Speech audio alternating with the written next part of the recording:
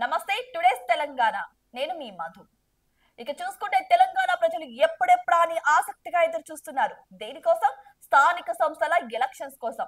నిజంగానే స్థానిక సంస్థల ఎలక్షన్స్ రోజు రోజుకు వెనుకబడుతున్నాయని చెప్పొచ్చు. ఇప్పుడిప్పుడే ఇంకా లేనట్టే అని కూడా చాలా క్వశ్చన్స్ అయితే రైజ్ అవుతున్నాయి.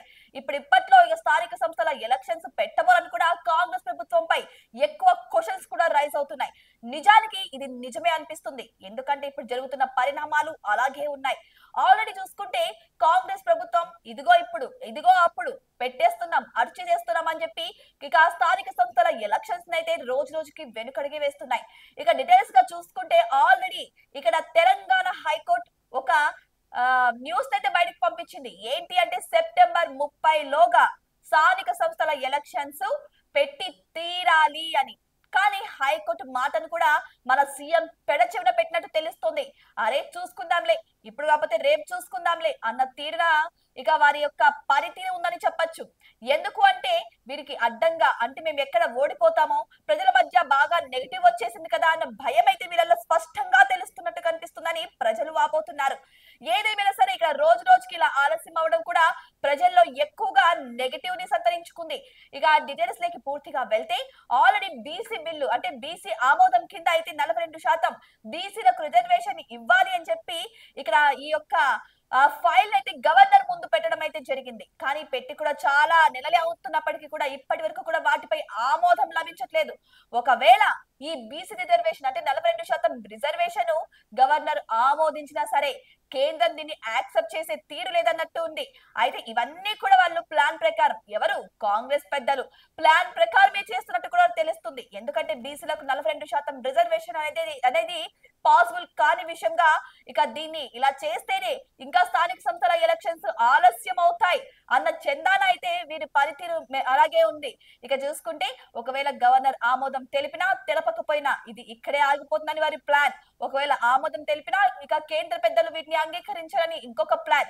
ఇలా స్టెప్ బై స్టెప్ ప్లాన్ వేసుకుంటూ ఇంకా ఆలస్యానికి వీళ్ళు తావిస్తున్నట్టు అవుతుంది.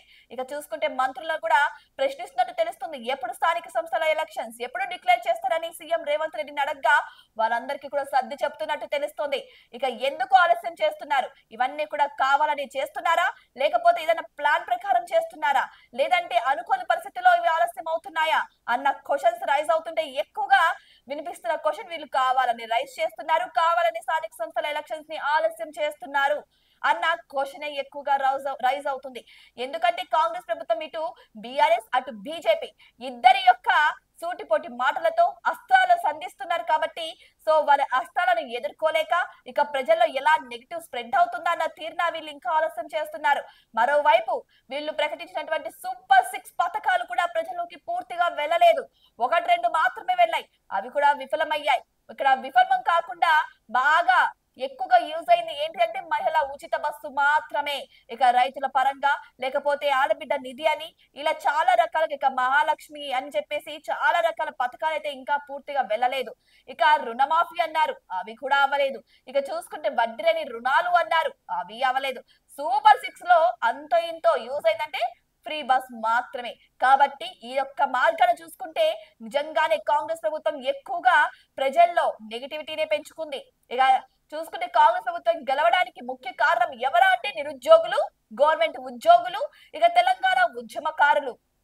వీరి వల్లే కాంగ్రెస్ ప్రభుత్వం గెలిచింది. ఎందుకంటే గత బీఆర్ఎస్ ప్రభుత్వం హయాంలో వీరందరూ నమ్మి బీఆర్ఎస్ ప్రభుత్వంలో తెలంగాణ బాగుపడుతుందని అందరూ ఎక్స్పెక్ట్ చేశారు. కానీ అందరూ అనుకోని రీతిలో వీళ్ళ 10 ఏళ్ల పాలనతోనే ఆగిపోయారు. తర్వాత ఇక తెలంగాణ ప్రజలు కాంగ్రెస్ ప్రభుత్వానికి పట్టం కట్టారు.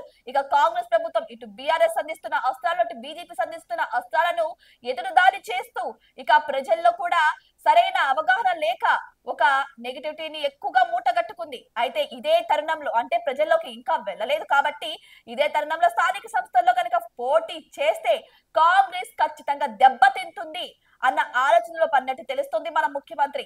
దీని వల్లే స్థానిక సంస్థల ఎలక్షన్స్ పోస్ట్ పోన్ చేస్తున్నట్టు కూడా తెలుస్తుంది. సో ఇదంతా అయితే ఇప్పుడు ఈ తరుణంలో ఇప్పటికిప్పుడే స్థానిక సంస్థల ఎలక్షన్స్ పెడితే ఖచ్చితంగా ఓడిపోతాం. అంతేకాదు హైదరాబాద్ లో కూడా ఇంతవరకు ఒక్క సీటు కూడా దక్కించుకోలేకపోయింది కాంగ్రెస్. మిగిలిన గ్రామాల్లో మాత్రమే ఎక్కువగా కాంగ్రెస్ మెజార్టీ పెంచుకొని ఇక పట్టం అందుకుంది. ఇక చూసుకుంటే కనీసం ఈసారి కూడా హైదరాబాద్ లో డెఫినెట్లీ వారి యొక్క ఆధిపత్యాన్ని నిలబెట్టుకోవాలన్న తీరుతో ఒక ప్లాన్ వేస్తున్నట్టు కూడా తెలుస్తుంది. సో ఈ ప్లాన్ అన్నిటికీ వాళ్ళు అమలు చేయాలి అంటే వారికి చాలా టైం కావాల్సి వస్తుంది. సో ఈ టైం అంతా కూడా చూసుకుంటే వీళ్ళ టైం కి ఇక హైకోర్టు ఇచ్చినటువంటి లాస్ట్ డేట్ కి కూడా ఎక్కడ మ్యాచ్ అవడం లేదు. అందుకే మళ్ళీ మనం పిటిషన్ దాఖలు చేద్దాం హైకోర్టులో, ఇంకొంచెం సమయం కావాలని అడుగుదాం హైకోర్టుని అన్న తీరులో కూడా మంత్రులకు బదులిస్తున్నట్టు తెలుస్తుంది సీఎం రేవంత్ రెడ్డి. సో ఈ ప్లాన్లన్నీ వర్కౌట్ అవ్వాలి అంటే వారికి టైం కావాలి. ఆ టైం కోసం స్థానిక సంస్థల ఎలక్షన్స్ ని ఆలస్యం చేసుకుంటూ వస్తున్నారు. ఏదేమైనా సరే ఇప్పట్లోనే ఇంకా స్థానిక సంస్థల ఎలక్షన్స్ జరగబోవు అన్న ప్రచారం అయితే ఎక్కువగా వెళ్తుంది. మరి మీకేమనిపిస్తుంది? ఇవన్నీ నిజమే అనుకుంటున్నారా, లేకపోతే త్వరలోనే స్థానిక సంస్థల ఎలక్షన్స్ వచ్చే అవకాశాలు ఉన్నాయంటారా, లేకపోతే కాంగ్రెస్ పెద్దలు కావాలనే స్థానిక సంస్థల ఎలక్షన్స్ ని వాయిదా వేస్తున్నారంటారా? మీ అభిప్రాయాన్ని కామెంట్ బాక్స్ లో కామెంట్ రూపంలో తెలియచేయండి. మరిన్ని ఇటువంటి ఇంట్రెస్టింగ్ అప్డేట్స్ కోసం మా ఛానల్ ని సబ్స్క్రైబ్ చేసుకోండి.